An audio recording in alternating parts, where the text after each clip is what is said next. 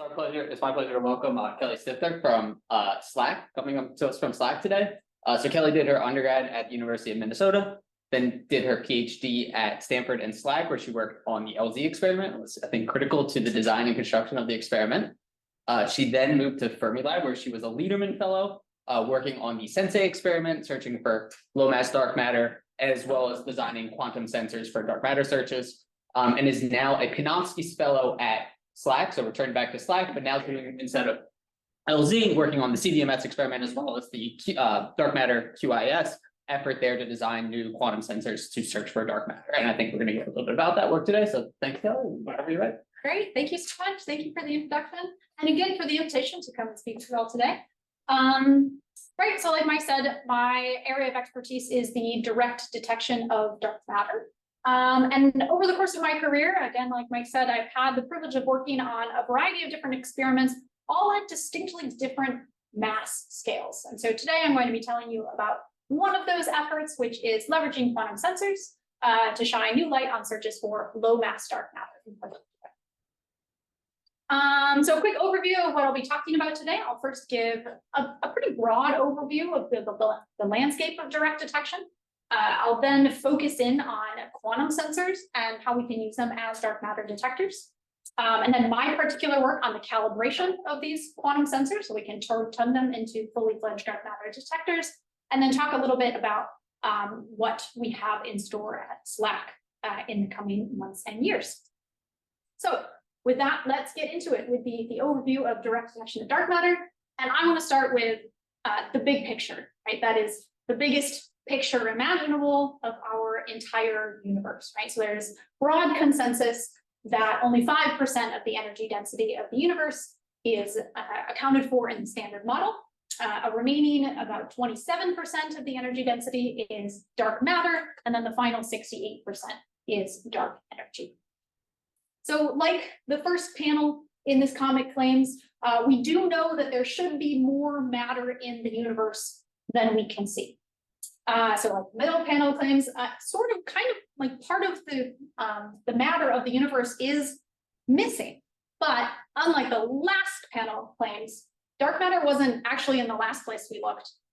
It's sort of everywhere we look, right? We see evidence for dark matter at all scales, from the very largest, the cosmic microwave background radiation and the distribution of matter in the universe, down to the dynamics of galaxy clusters and the dynamics of individual galaxies. So while we know a lot about how dark matter impacts our universe and the evolution of our universe over time, we actually know very little about what it physically is, because we have yet to detect it in the lab. So I like how it's put in the briefing book for European Strategy for Particle Physics. While the observational evidence for dark matter is exceptionally convincing, our current level of ignorance of the basic properties of dark matter is remarkable. So thankfully, we don't know nothing about these basic properties, right? We do know a few things. It's a pretty short list. I'm not going to take the time to go over each of these individually. I will highlight the last one, where we can measure the local density of dark matter to be 0.3 GeV per cubic centimeter. And so we kind of know how much dark matter energy is around where we are. But taking all of these things together, we can safely say that nothing in the standard model is described by this set of parameters. And so we are looking for something that is completely new, something outside of the standard model. But if we take this relatively short list of traits, this leaves us with a wide variety of possible dark matter candidates, some of which are listed here in this diagram from the cost of visions report. And so this lists them on this axis of dark matter mass, measured in units of electron volts across the x-axis here. And each of the blue labels is kind of a different class of dark matter models, right? A different dark matter model family. And if we look at these as a whole, we can actually kind of split them into two separate categories. So down at the lighter end, we have wave-like dark matter, and at the heavier end, we have particle-like dark matter. And we can separate these two because, so at the heavier end, so I said that we can measure the energy density of dark matter locally. And so we can turn that energy density into a number density given a dark matter particle mass. So if the dark matter particles are individually heavier, there are fewer of them around, and they act more like individual particles. And so that's why we call them particle-like dark matter. Whereas at the light end, if dark matter particles are individually very, very light, there's many of them around, and so they act more like waves than individual particles. So that's where this distinction comes from. And the distinction is kind of around the EV or 10 EV scale or so. But today, I'm actually going to focus on the particle-like side of this, going down to about a keV of dark matter mass, because this is where many of the classes of particle-like dark matter theories stop at that keV of dark matter mass scale. And again, I want to emphasize that there are theories across this entire mass range, right? But this is still orders of magnitude of parameter space that we would like to explore. And so how do we do that? How do we actually go about detecting these dark matter, these potential dark matter candidates? So we know that we live in a dark matter halo, right? All of this astrophysical information that I talked about at the beginning tells us that each galaxy lives in a halo of dark matter. So you can see our position there. And the halo is made of individual dark matter particles. And so what we can do is we can try to detect those individual dark matter particles.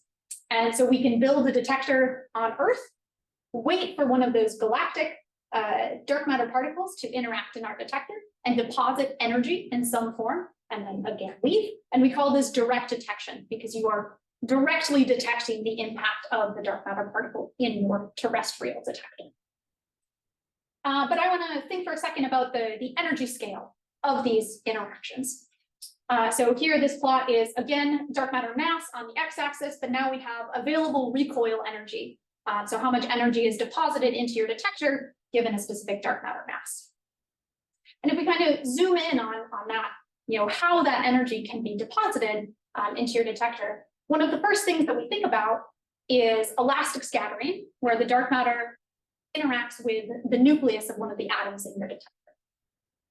And this is the first thing we think about because this process in many, if not most, dark matter models dominates the rate of dark matter, regular matter interactions.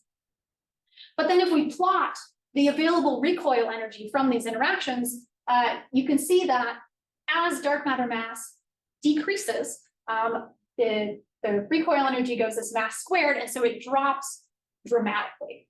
And so looking for these interactions is quite good at the high energy, in the high energy dark matter, or the high mass dark matter regime, but it becomes very, very challenging in the low mass dark matter regime. So how do we get access to those low energy dark matter models? Well, the next thing that we can think about is inelastic scattering, such that we have more energy available in the interaction. And here, these interactions will often have a suppressed rate, so they will not happen as often as the elastic recoils. But as you can see from the dashed and solid lines here, the energy doesn't drop off as steeply with the dark matter mass. And so in this way, it gives us access to these lower dark matter models. But what do these interactions actually look like? There's a few possible mechanisms for the inelastic scatters. So one that I've shown here is interaction with the electron cloud, so electron recoil. You can look for the Migdal effect, which is where you have an electron that's released actually via a nuclear recoil. And you can also look for interactions with collective modes, so things like phonons, protons, plasmons, your favorite bonds. But, right, again, this is still many orders of magnitude. And so we need many different detector technologies that are able to cover these various regions of dark matter parameter space. So I want to go over some of the leading detector technologies in each of the mass regimes. So again, here we have the dark matter mass across the top, kind of in this particle dark matter like regime. down to the end where the KeV is kind of the lowest limit where we would want to explore a particle like dark matter. So if we start with nuclear recoils again, I've listed the available recoil energy here. And in the high mass regime on this side, the leading detector technologies are liquid no-volt detectors and bubble chambers. And so obviously all detectors are each unique and different, but generally they are a tub of a liquid or sometimes a gas. And this means that, since they're just kind of one monolithic unit, they're relatively easy to scale to very large exposures, very large sizes. And so since there are so few dark matter particles running around at these high masses, you really do need these large detectors to have an impact at the high masses.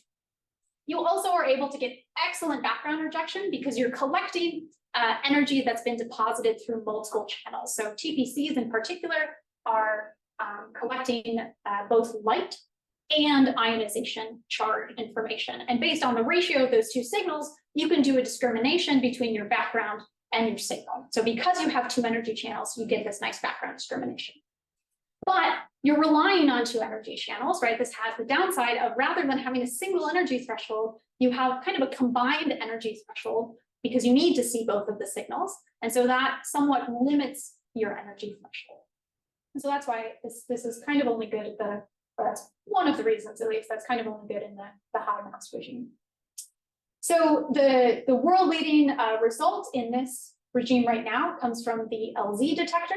So you can see our recent limit put out in 2022 in the solid black line at the bottom here. And I guess, so I will show a lot of these plots today. So to go over them kind of quickly, again, the x-axis is dark matter mass, whereas the y-axis is the dark matter, regular matter cross-section. So here in particular, it is the dark matter nucleon cross-section that's being shown.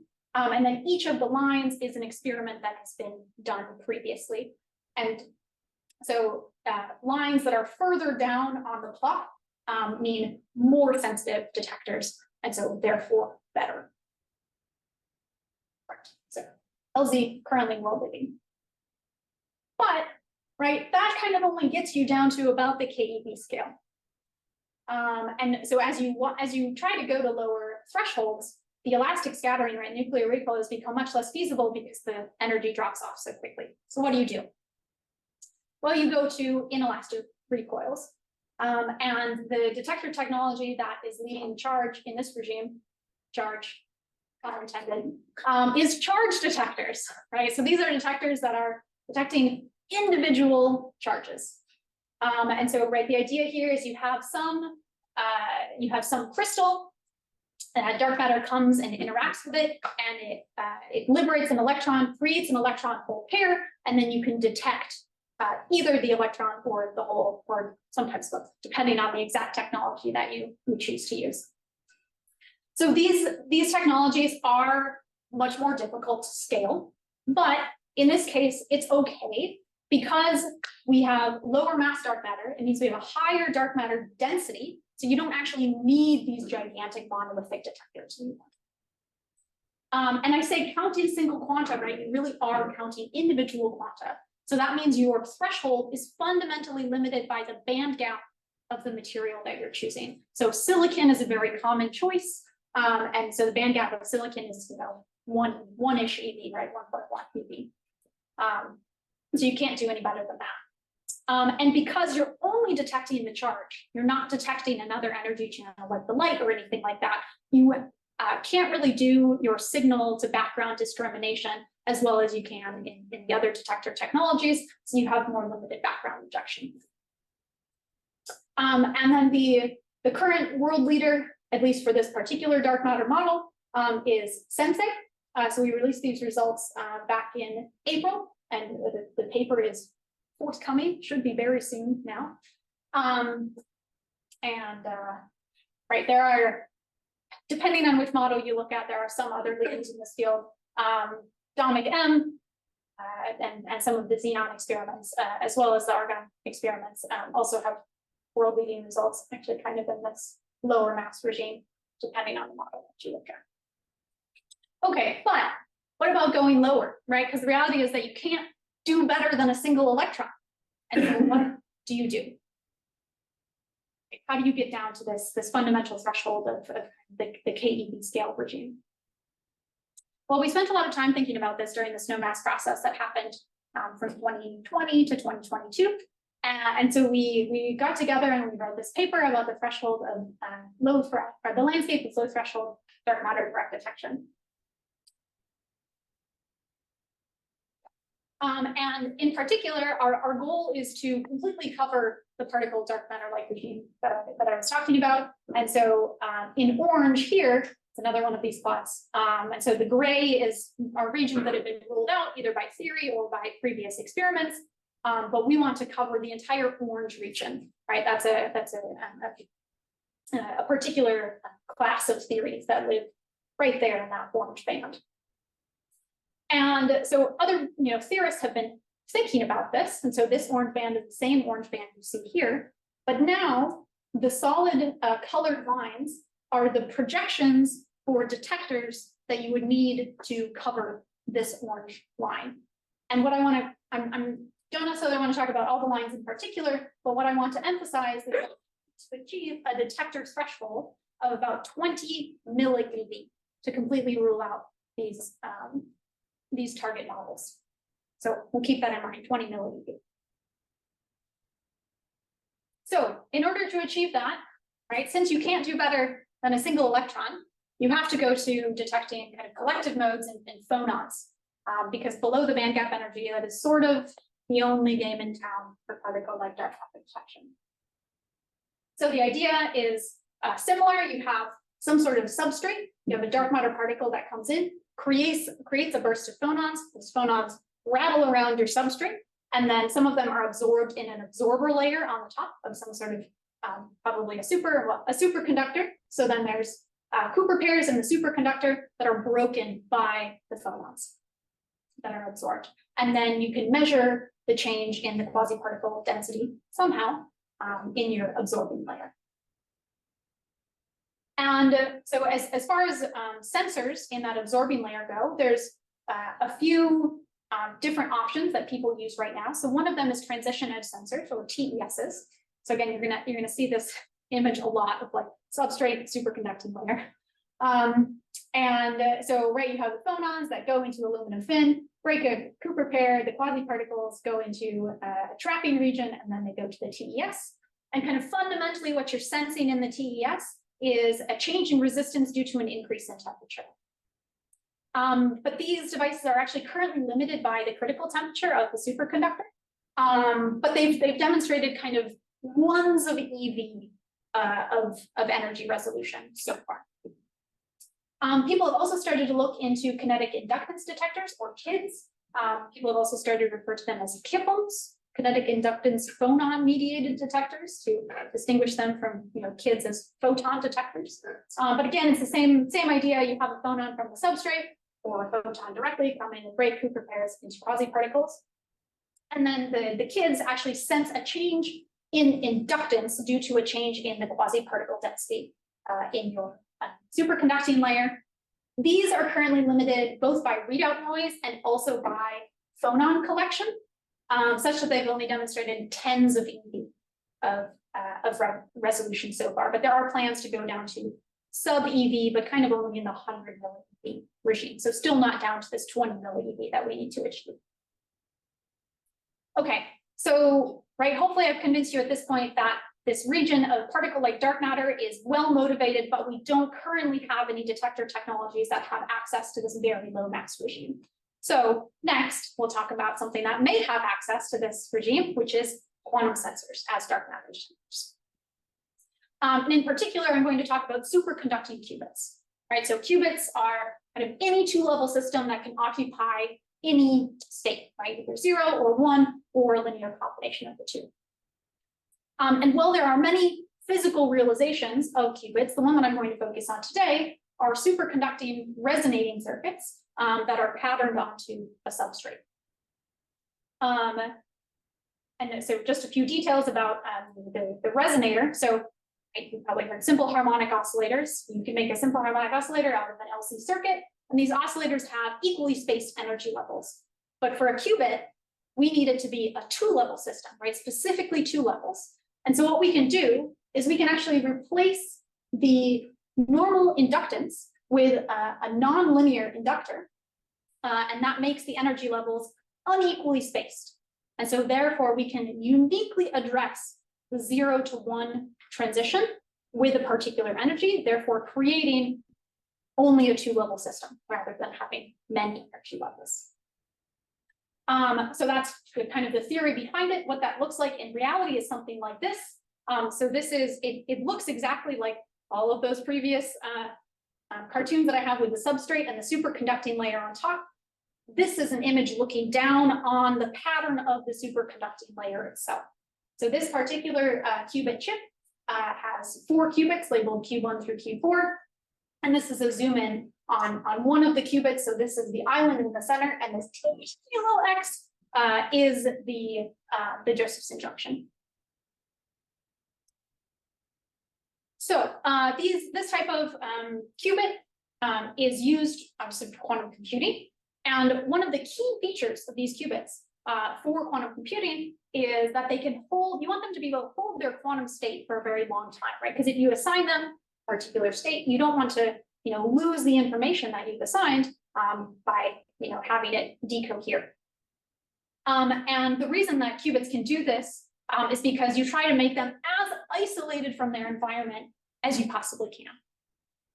But this is limited by what's called decoherence, right? So that's the loss of the quantum state, which happens due to exchange of energy with the environment, right? The information that the energy in the qubit is released into the environment, or some energy from the environment goes into the qubit.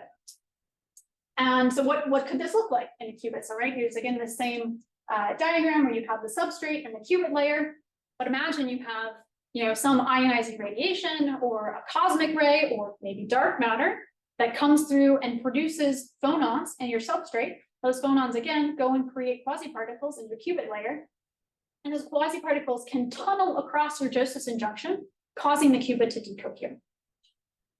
And so that's something that is very bad for quantum computing, but something that you could potentially use as a sensing mechanism in particle physics. Right, so this leads to the natural question of, can these be used as detectors in addition to being used as qubits? So I'm going to show a suite of 3 studies that show that seem to indicate that yes, these can be used as detectors. So this first one is superconducting qubits being used as radiation detectors. So this is a study that's coming out of MIT and PNL. So you have a qubit chip with 2 qubits on it, and that's placed very close to a copper 64 source. And if you measure the coherence time, it's actually the inverse of coherence time in this case. In the center panel, you can see that it drops over time, right? This is measuring the inverse of coherence time over time. And you can see that it tracks quite nicely, actually, the copper in your radioactive source decaying over time. So you actually see the coherence time improving as there is less ionizing radiation in the environment. So right, clear correlation, not direct causation, because the exact decoherence mechanism was pretty unclear, right? Because there's many options, there's many things that could be happening, right? Maybe the radiation is interacting in the substrate, maybe it's interacting directly in the superconducting layer, maybe it's the junction itself, right? There's a lot of different things that could be going on. So then this is another study that came out of, this one actually is done by the Google Sycamore team. And they have a quantum processor, and they use 26 of the qubits on the quantum processor. And what they can do is they can read out the error state of the qubit over time. And what they see is that they see these huge jumps in the number of qubits that are in an error state at certain points in time. So that's what's shown in the middle panel here, where the number of simultaneous qubit errors jumps up and then slowly decays over time. But since they're using so many qubits on a chip, they're able to actually track the evolution of these errors over time. So that's what's shown in these panels here. It was kind of in this direction. So here, very few qubits in an error state, and then there are more qubits in a very localized error state, and then those errors kind of slowly spread out and then return to kind of the quiescent baseline again. And if you track the rough rate of these events, it more or less kind of order of magnitude lines up with the level that you would expect for cosmic rays impacting a chip like this, right? So this is, again, suggesting that ionizing radiation can cause catastrophic decoherence in qubit chips. This is a pretty high energy detector at this point. But then the final study that I'll talk about is a lower energy study. So this one's coming out of University of Wisconsin-Madison. What they're doing here is they're monitoring the parity of the offset charge on the superconducting island. So they're basically saying, is there an extra electron there or is there not? That's kind of like, figuring out when you have an electron tunneling across your Josephson junction. And in this way, they're actually able to detect individual events down to a threshold of, a single electron tunneling across the Josephson junction. And so you can see their results over time. Each jump is a tunneling event. It's kind of like a random walk, right? The direction doesn't actually matter. It's just a, does it change or does it not change?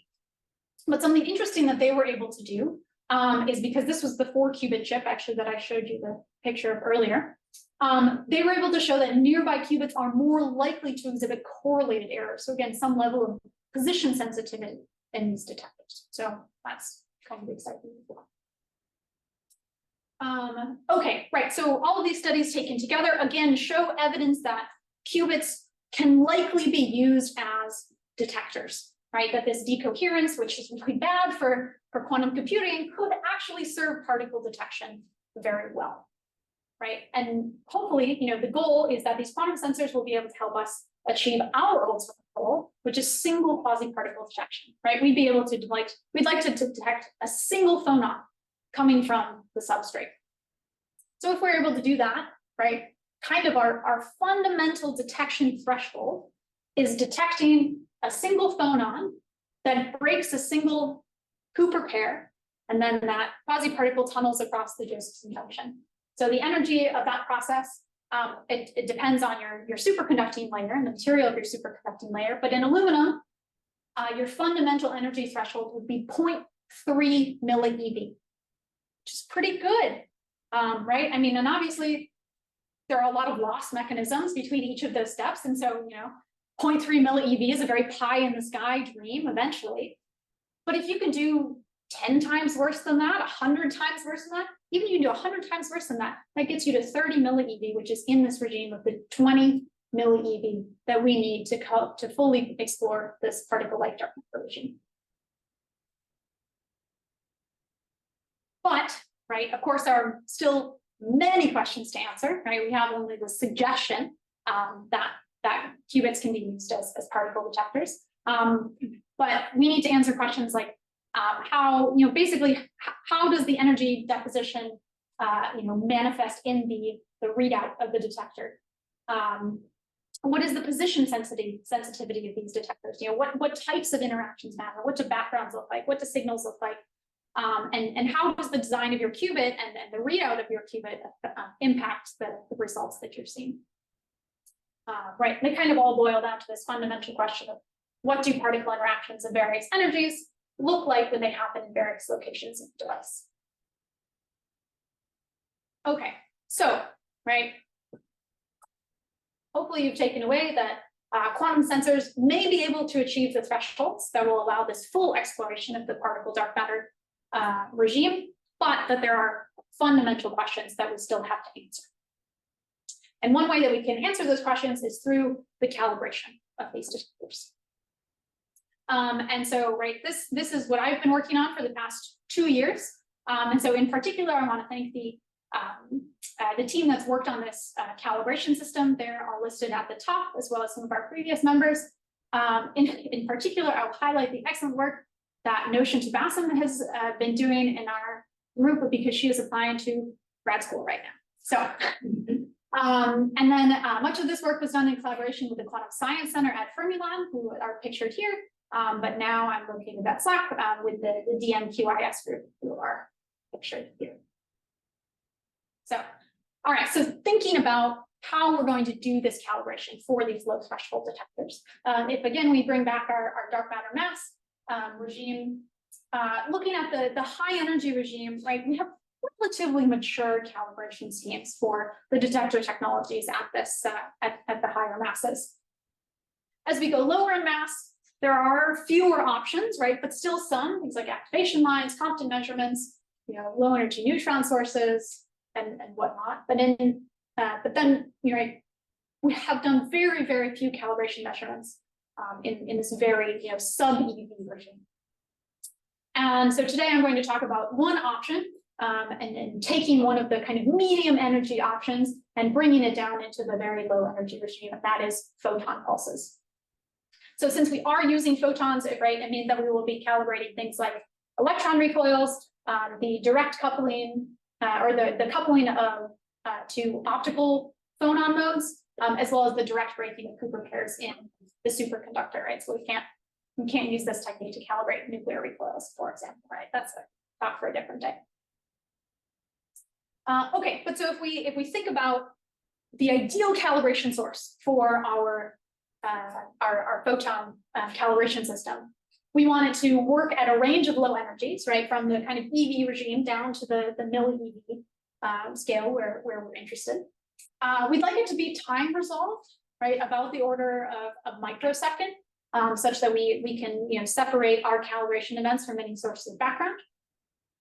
We'd like to be able to steer our beam spot over a significant area of the device. And we'd also like that beam spot to be very small so that we can target specific structures in the qubit design. It also, of course, has to be cryogenic friendly. All of these detectors are run in dilution refrigerators down at 10 millikelvin or below. And so whatever system we build has to not dissipate too much power. It should also have low light leakage, right? It shouldn't introduce any sort of parasitic backgrounds. And then, of course, we want to be able to deploy it with a wide variety of different devices. And we'd like it to be cheap. Who doesn't want it to be cheap? So keeping all of these things in mind, this is the schematic that we have designed. So let me walk you through it. So first you start with a light source, and it is BYOLS. It's bring your own light source, right? We do not promise to provide or produce the photons. You have to bring them yourself. But then you can filter your light down to the desired wavelength and intensity. You can then focus your light to a small spot size. And then in this kind of the first half of the system, you bounce your light beam off of a rotating mirror and then sweep your rotating mirror back and forth across a very narrow slit. Therefore, on the opposite side of the narrow slit, creating a chopped pulsed beam. Then you can take your pulsed beam and then go into the second half of this, the scanning half, where you bounce your beam off of a second rotating mirror, where you can steer it across the entire surface of your device, therefore creating these low energy deposits in your device under test. But so it sounds easy enough. Of course, it's not that easy, right? One of the technical challenges that we've had to overcome was that of cryogenic movement. And there's two issues here, right? Power dissipation is a challenge. Any sort of movement, right, requires some level of power. But dilution refrigerators usually can take, microwatts of power, or maybe even less. And then your movement mechanism also still has to function down at 10 millikelvin, right? So there are a lot of things that can actually completely freeze out at these very low temperatures.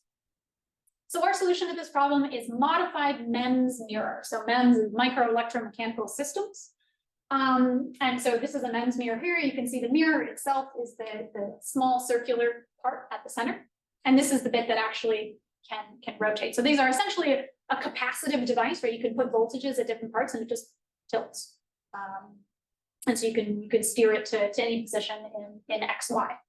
And I say that they're modified because to make sure that they worked at the very low temperatures, we actually had to deposit a layer of aluminum over the doped silicon control lines. That's typically how these things are controlled, such that they would still work when they get down to very low temperatures, because otherwise the silicon would freeze out at 10 millikelvin. These are particularly good for us because, right, it's just an aluminized surface, and so it has pretty high broadband reflectance, right, meaning that it works over the full range of energies that we're interested in.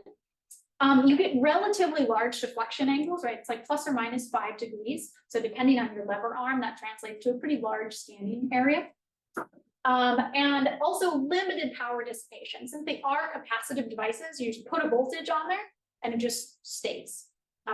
We've seen that it has a little bit more power dissipation than we would like. Right now it's about a microwatt, but it's still massive.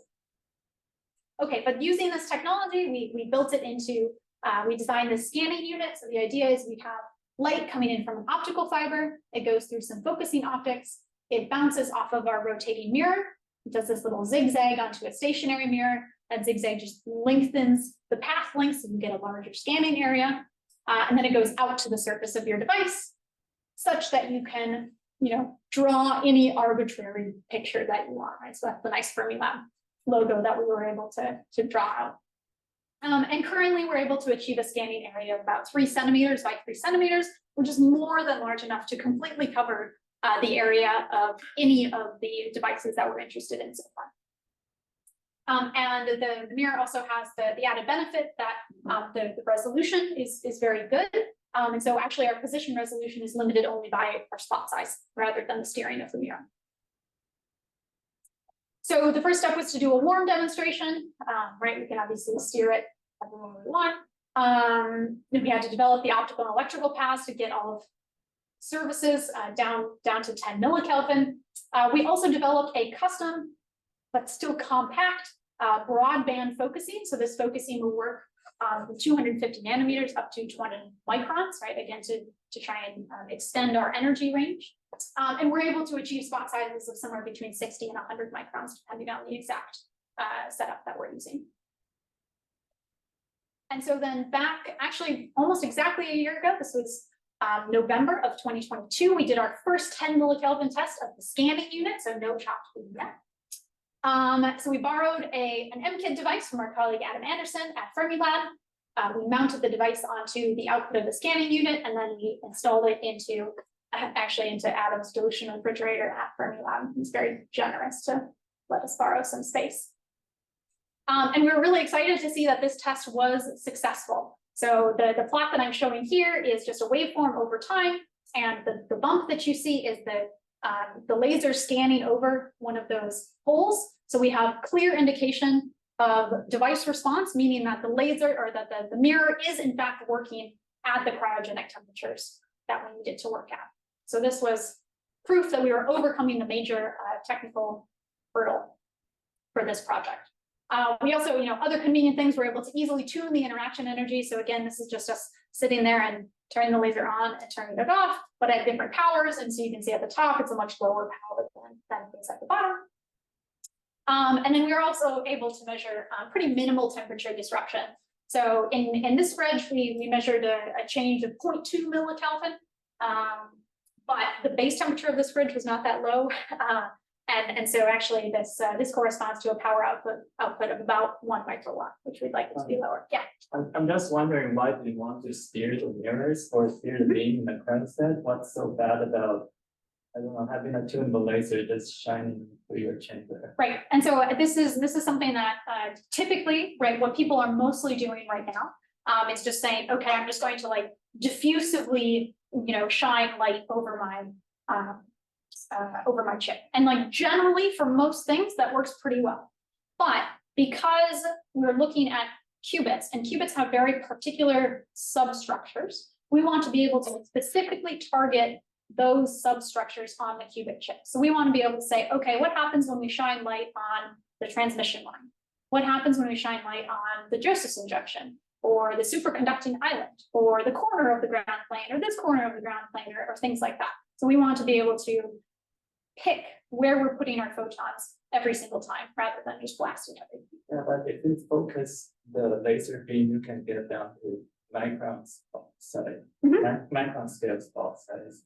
something like that. So Yes, but then you can only focus it onto one position. Yeah, we can chat that. yeah, absolutely, that sounds great. And in particular, one really nice thing about this system is because you can steer it, and because it's operable over this really broad range of energy regimes, you don't have to open up your fridge to change anything, right? And so you can actually just do a super long run and change everything on the warm side that you need in one go. So that's something that there's previous work done with a very similar system, but it had refractive focusing, so it had a very narrow energy regime. So every time you used a different wavelength, you had to open up the fridge and replace parts, and that was really annoying. So this is more streamlined in that regard. But yeah, let's chat. Okay, so going back to our list of items for our ideal calibration source, we can say that we have achieved almost all of them. Right, we are still working on the timing resolution and the chopping aspect of it. I'll show that in a few slides.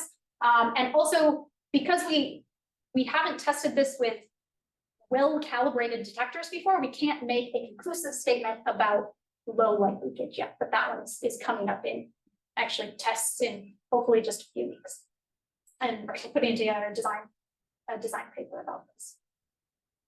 Okay, so right, the takeaway here is that our MEMS-based design, we have demonstrated the capability of scanning this spot across our device, and so hopefully this will be able to answer many of the fundamental questions about the detection capabilities of quantum sensors.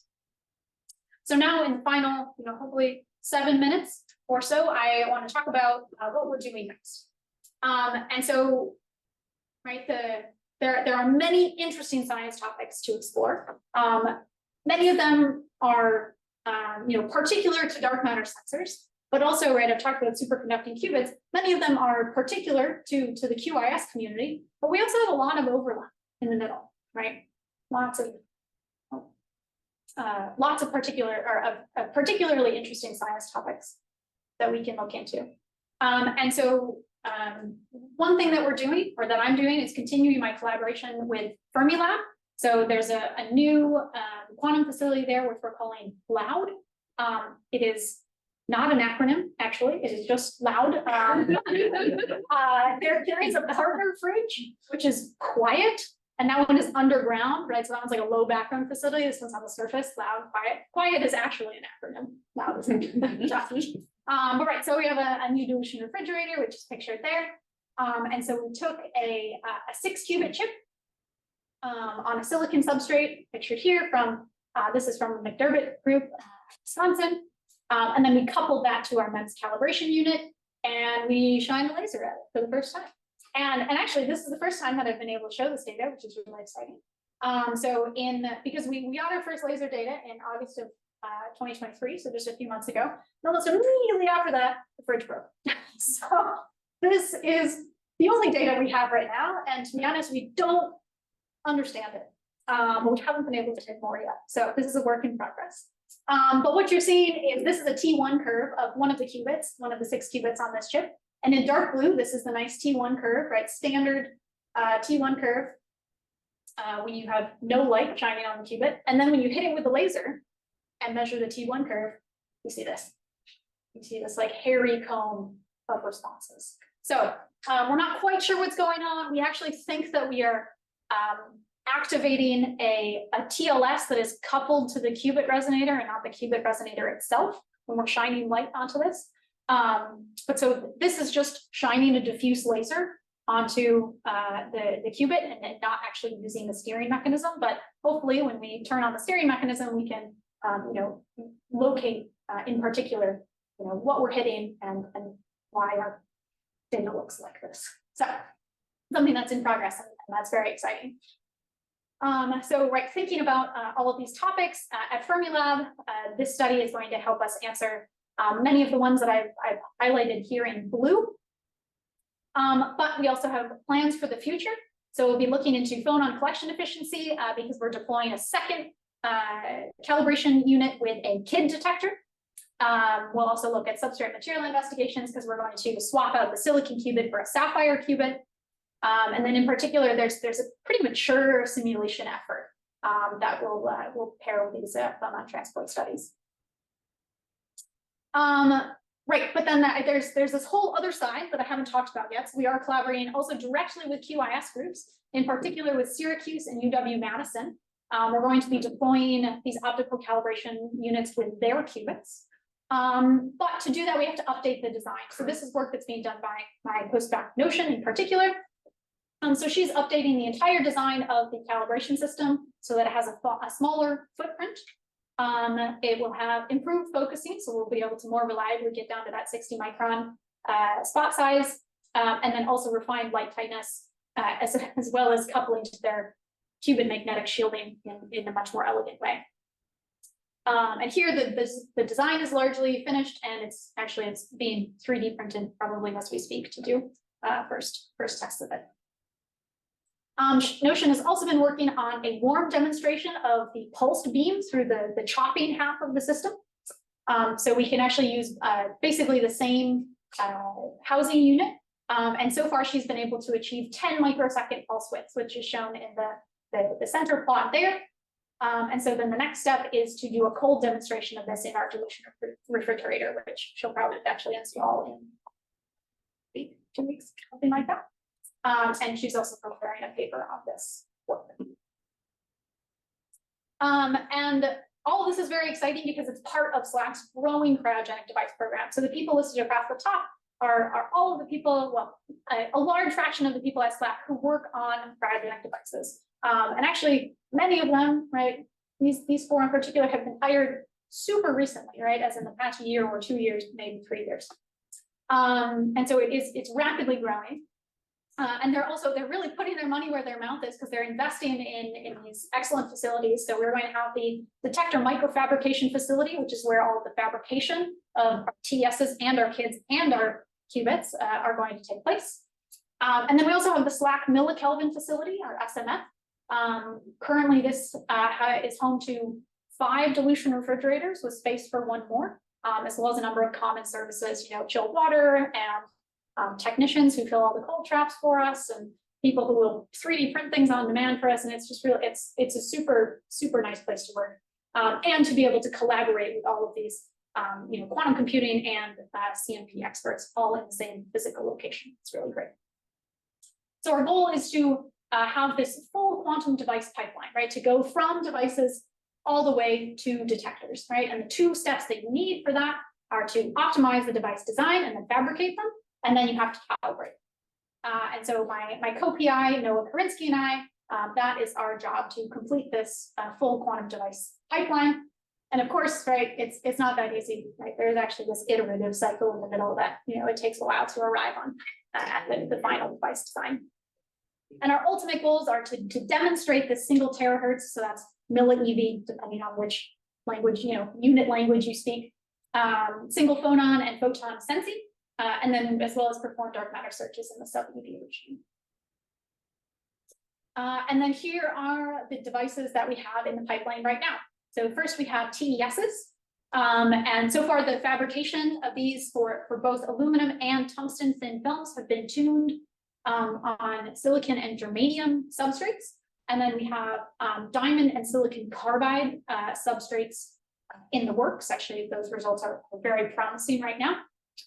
So we have first devices in hand, and those will be tested. Actually, they're basically ready to go in the fridge 2 runs from now.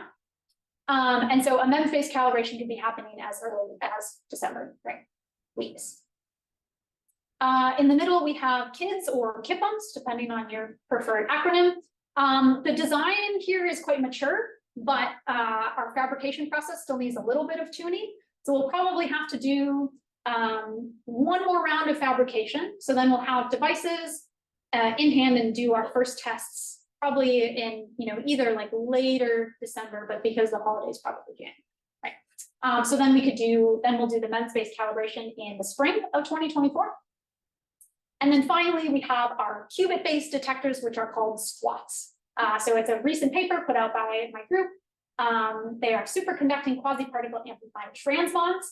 And this is a design paper that shows that they do have the potential to reach these milli-eV scale thresholds for both photon and phonon detection, which is pretty exciting.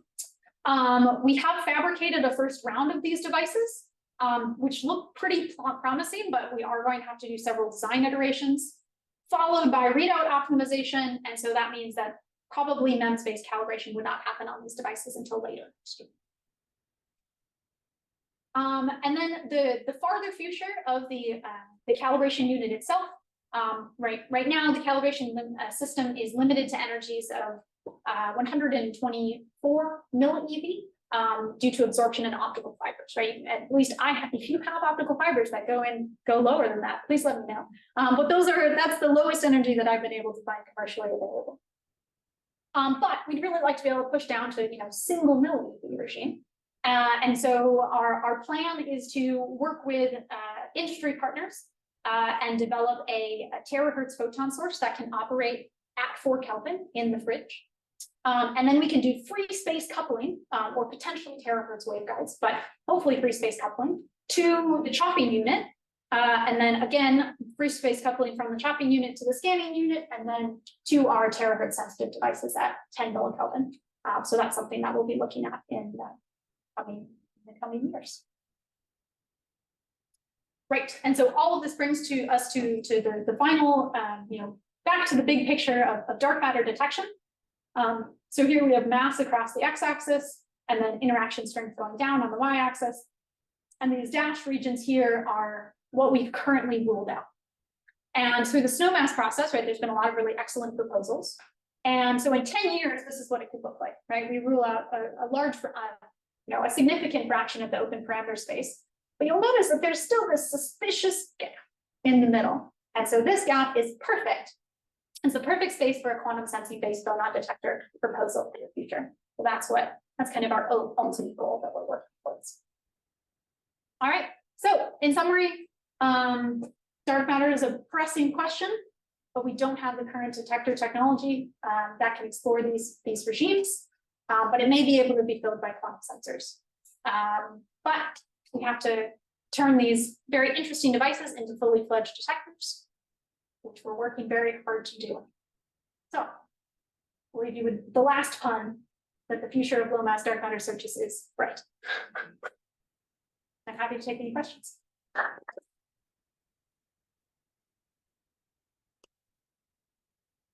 Okay, does anyone have any questions? I had a few great talk. I had a few questions about the optical design. Yeah. So my first question is why the chopping needs to take place at cryogenic temperatures rather than at room temperature right after the laser. It's great question. So because I'm right, you could use a laser driver and easily get down to 200 nanosecond pulses, right, just by hitting a button. Yeah. So the reason that we want the chopping to happen at cryogenic temperatures is for this reason, because eventually we would like to put the light source in the fridge. And right, terahertz light sources are they're expensive and they're hard to make, and so there's not just like an easy chopping mechanism for the terahertz light sources. And so we have to design our own chopper that is functional at cryogenic temperatures in order to complete this full cryogenic chain. And it's really nice to put the terahertz in the terahertz source in the fridge. Because otherwise, right, so the free space coupling of the terahertz waveguide, you would just have to have a hole in your detector and beam everything straight down. So then you run the risk of higher energy photons getting in and leaking it. And so it's much easier to just put everything in the fridge to try and eliminate the backgrounds. But yeah, as is, we totally don't need it, but we will need it for the future. Yes. My other question was about the focusing unit. So I know you measured the spot temperature, the spot size at room temperature. Were you able to measure the spot size at cryogenic temperature and see if the lens alignment changed at all? Yeah, that's a great question. That is not something that we've been able to measure so far. And I mean, so I will admit, not something that we have plans to measure. The hope is that it doesn't change too much. Even if it changes by a factor of 2, it probably doesn't hurt us too badly, right? Because the focusing is such that if the alignment becomes slightly mismatched, it doesn't explode to like millimeter spot size or anything like that, right? That's the key. And so cold, we may be getting something slightly worse than 60 microns, but likely not much worse. Makes sense. So is the ultimate goal to be able to have the pulse amplitude be single terahertz photons? Yes, it is. And currently you're like attenuating the signal somehow Right. aggressively to get. Yeah, and so that's something that's really nice. It's something that's very convenient about having the light source warm, is you can just attenuate it as much as you want before it goes into the fridge, right? And so in that way, the warm light source and the warm choppiness is very convenient in that way. And so, yeah, when we go to terahertz, when we go into the terahertz regime, we'll have to, work a little harder to get that filtering exactly right.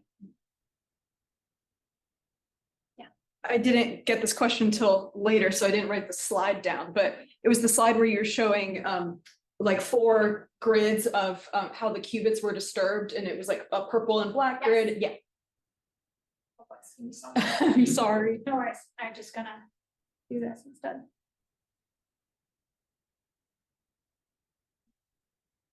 So the Google study. Yes. Yes, okay. So so yeah, so it looks like the brightest qubit was the one that was primarily disturbed, and then it kind of bleeds into the surrounding qubits. So I was wondering what I don't know much about qubits, so what properties about qubits determine the extent to which they bleed into their neighbors? And I assume that greatly affects your energy resolution, and you probably also don't want like a binary 0 or 1, only one guy being hit. So how do you fine tune the balance of how they affect each other? Yeah, good question. So I think there's 2 separate questions here, and I'll try to address separately. So one of them is, right, what governs, kind of that spreading of errors? And so actually here, the spreading of errors is not necessarily the qubits individually, but it's the phonon dynamics that are taking place inside the substrate. Right, so if we go back to this, right, so if you're producing phonons kind of locally, and they're all kind of, moving around in your substrate, they're going to hit the local qubits first. Okay. And then, the phonon over time will spread out and will cause the farther away qubits to decohere. I see. Okay. So this is, it is still super interesting though, because, right, how those phonons spread out over time tells you a lot about, the material properties of the silicon and how those phonons are traveling in the crystal lattice of the silicon. So still, very, very interesting thing to study, and something that will have to eventually be carefully simulated, right, and be carefully matched to simulation with our experimental results. And then the other question was the 0, 1 and energy scale, right? So this is something that's tricky about qubits because, right, you pretty much only get has it decohered, has it not decohered, roughly, or depending on which readout mechanism you are using, you maybe get, did you see something tunnel or did you not see something tunnel? But you don't necessarily know how many electrons tunnel across, right? So and so far, using qubits as calorimeters is potentially challenging. One thing that we can do is, when we're talking about tunneling events, since you can measure individual tunneling events, you can measure the rate of tunneling events. And so when you see, maybe you see like 3 all together, right? It's kind of like in TPCs where, measuring, you have some dark rate of photons in your PMTs, but what you're really looking for is a coincidence of 3 of them all in time, right? And so maybe you require a coincidence of 3 qubit errors, or 3 tunneling events all close in time, and then you can get an energy measurement based on the number of tunneling events that you see over a specific time period. Something else that people have been thinking about are actually combining qubit and KID technologies on the same substrate. So because you can actually use the same technology to read the detectors out, but the KIDs would have a higher energy threshold, and the qubits would have a very low energy threshold. And so then basically you use the KIDs to veto any high energy events. Say that your kids have which is funny phrasing, say that your kids have an energy threshold. It's very awkward to be like, oh yeah, the kids in our freezers. Yeah. But say that the KID detectors have an energy threshold, we're able to get them down to 100 millieV. And you put them on the same chip as qubits, and they have a threshold of 1 millieV. You can use the KIDs to veto out everything above 100 millieV, and then you can do a counting experiment on everything in between 1 to 100, right? And so that doesn't get you great energy resolution, but you know, you get clicks at least. So yeah, it is still it's a good question. It's still an open question. Awesome, thank you. I forgot about the substrate layer underneath. Yeah. Right. No, it's yeah, it's a pretty challenging dynamic to think about both, you know, the substrate and the material as well as the operation of the sensors. There's a lot going on.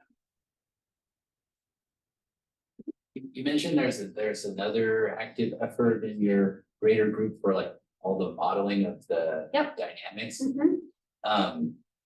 Do you have like a pretty good sense of time scale of like all the different, you mentioned all these different structures you're trying to explore, like Yeah. if it's deposited in the substrate or if it's deposited in the transmission line of like what the, you know, the thermalization time of those things are relative to the qubit.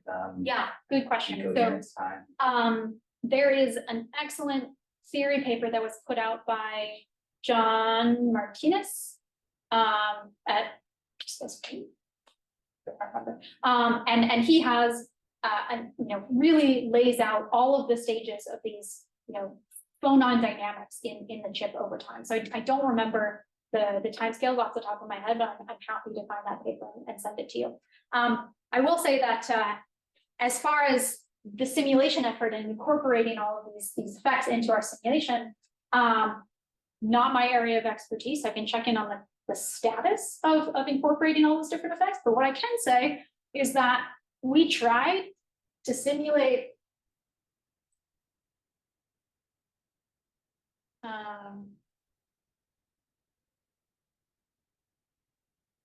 I guess I'm thinking like you're going about trying to identify the coupling different elements by like localizing the spot geometrically. mhm. But if you had like separation in time scale, that could also like give you some miscalibration of like where these events are Yeah, coming from, Right. like where you need both this information. absolutely. And so we will time, and that, I mean, this is one reason why the chopping is important, because we will definitely try to use time localization as well and say, okay, this is a calibration event, and this is what it looks like when a photon hits our detector. And so like maybe there are other events that look different, right? And have different timescales associated with them, right? Or maybe different, you know, when you hit the transmission line versus the ground plane versus the substrate, maybe those have different different timescales. Absolutely. I mean, that is I think some level of pulse shape, right? You know, evolution over time will be a powerful tool, and that's why the phonon transport studies are so interesting and important. But I will say that our very first attempt, right, we tried to simulate this, and we were able to simulate this pretty well, as far as I understand, but we did not simulate this. That did not show up on any of our. Is that fall just like what you have in like a kid or like a typical superconductor, like This the is recombination, the time? This is basically the time it takes for a qubit to decohere. So you at time 0, you send a pulse and put the qubit in a particular state, and then you measure it a time delay later, which this time delay is plotted on the x-axis, and then you measure, is it in the same state or is it in a different state? And so then this means it is more likely, high means it is more likely to be in the same state, so low error rate, and then over time it is more likely to be in a different state, right? So it decoheres more often the longer you wait. And so the initial thought was, oh, we'd be able to see a change in T1, right? So you can fit this to an exponential decay, and you get a parameter called T1. It's coherence time for your qubit. And so we expected to see a change in T1. You wanted to see a different exponential that you can fit. Exactly. But now we see this, right? So, yeah, we are still learning how to interpret that. Yeah, it's part of the fun part, right? So it's called R&D. This is real blue sky R&D. Okay, I think maybe, okay, yeah, one more question. Yeah. A quick one. So if you want to set the dark matter limits, do you want to model how dark matter interact with your entire qubits, like your transmission line, your substrate, your aluminum thing, or whatever? Yes, And match them to your calibration with photon? absolutely. Okay. That's exactly right. Yeah, I actually, if you're particularly curious, so actually I think literally the same day, one of my colleagues who was responsible for the simulation effort is giving a seminar at the Illinois Institute of Technology, and I can probably send you his slides, which will detail this simulation to experiment matching in more detail. Okay, great. So maybe we can thank Kelly again for